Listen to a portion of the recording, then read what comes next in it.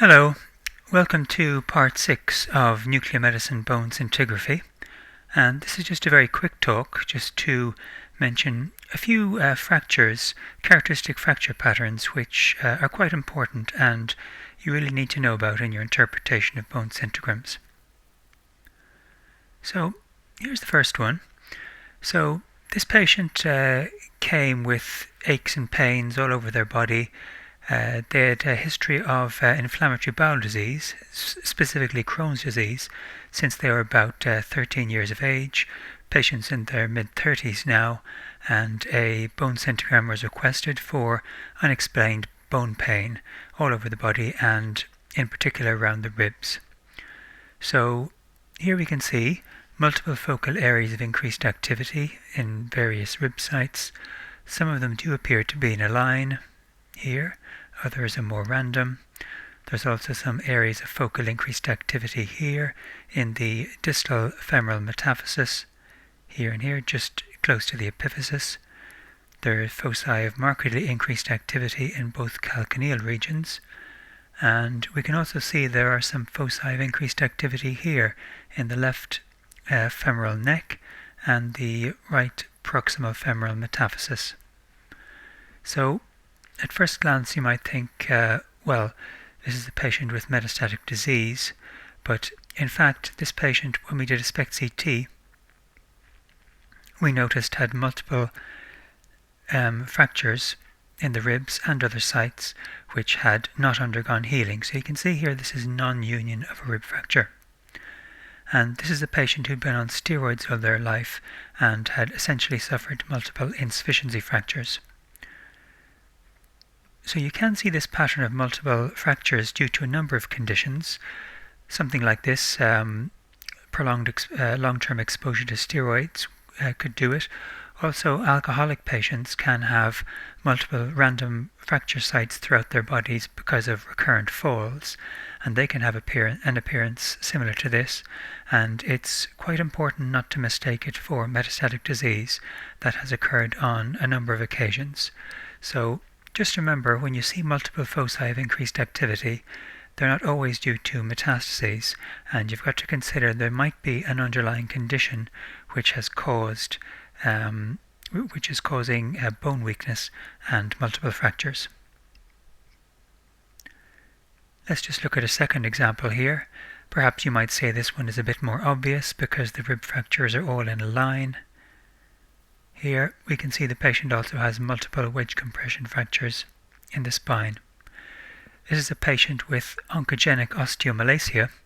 That's a rather unusual condition where a mesenchymal tumor, usually a benign mesenchymal tumor, causes hypophosphatemia due to increased phosphate excretion from through the kidneys, and will cause severe osteomalacia in the patient. And it's usually quite a characteristic blood pattern on blood tests, and you might be asked to image it further with an octreotide scan, because they can be useful to pick up the mesenchymal tumors which cause this paraneoplastic syndrome. So again, it's just another example to remember that systemic weakness in the patient's bones due to an underlying cause can cause multiple fractures, and we mustn't interpret that as metastatic disease. And even if we don't make that mistake, we must recognize when a patient has multiple fractures and consider that there might be an underlying condition and suggest further investigation. Here's another one that causes diagnostic difficulty. We can see this patient has a hip replacement here, photopenic defect, and also there's an area of markedly increased activity we can see this is the anterior view. It's not labeled in this case, but we can see on the anterior view there's an area of markedly increased activity in possibly the sacroiliac region. Two focal areas of activity here. We've seen this before. Looks like traumatic injury to two ribs, and there's something here, a focal area of activity, which actually turned out to be a fracture of the pubic bone. Now when we look at the posterior view here, we can see those areas of rib trauma again, but there's also focal areas of increased activity which are very intense. We know that normally you can get increased activity in the sacroiliac regions. We've seen that before, but this is actually a lot more than you would expect. And you can possibly just imagine there's a slight transverse band of activity here. And it might be a little fanciful, but perhaps you can imagine this is the shape of a H. So we have a line coming down here, like this, a line coming down here in both of the sacral alar regions, and then a transverse band. Looks a bit like a H. And this is the Honda sign, as it's called, which is seen in sacral insufficiency fractures. So this is quite a characteristic appearance of a sacral insufficiency fracture. Now, you can see this in patients who have, for example, osteoporosis, but it's quite commonly seen in patients who have had pelvic radiotherapy. So we might have patients with cervical cancer, rectal cancer, endometrial carcinoma who've had radiotherapy as part of their treatment to the pelvis.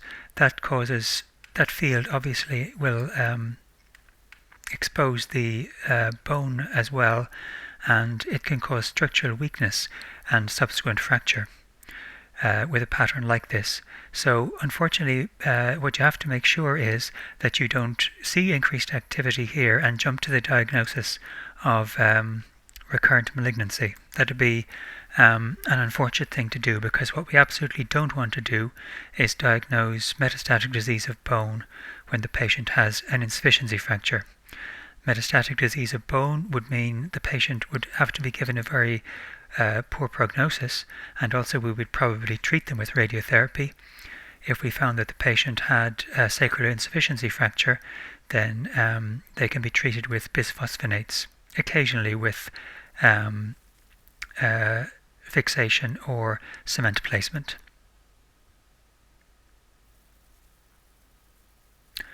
Okay, so here's just to let show you that sacral insufficiency fractures are not always symmetrical. They don't always demonstrate the classic Honda sign. This is a unilateral sacral insufficiency fracture, and I've just dialed down the background activity to show you that this is the most intense area of activity here, where the fracture is, and this represents some underlying bone marrow edema. And how do I know that? Well, we did do an MRI scan of the patient. Here's a slice from a coronal T1 weighted image. Here's the normal side, and you can just see the fracture line here, this area there, and there's a little bit of low signal here. This is the edema in the surrounding bone marrow in this sort of area here. So that's a sacral insufficiency fracture, a unilateral one. This patient had prostate cancer. Now, of course, you might recognize a sacral insufficiency fracture on its own, but often what happens is an older lady with osteoporosis will come in after a fall. She'll have a sacral insufficiency fracture. Here we can see the Honda sign. She'll have some wedge compression fractures, which may be old or new, a couple of rib fractures, and before you know it, somebody thinks the patient has metastatic disease. So we have to just be careful when interpreting this appearance, either the classic Honda sign or the unilateral sacral insufficiency fracture, and think about this injury before jumping in to give the patient a diagnosis of metastatic disease. And that's all we have for this talk, so we'll continue in the next one by talking about bone infection. Thank you.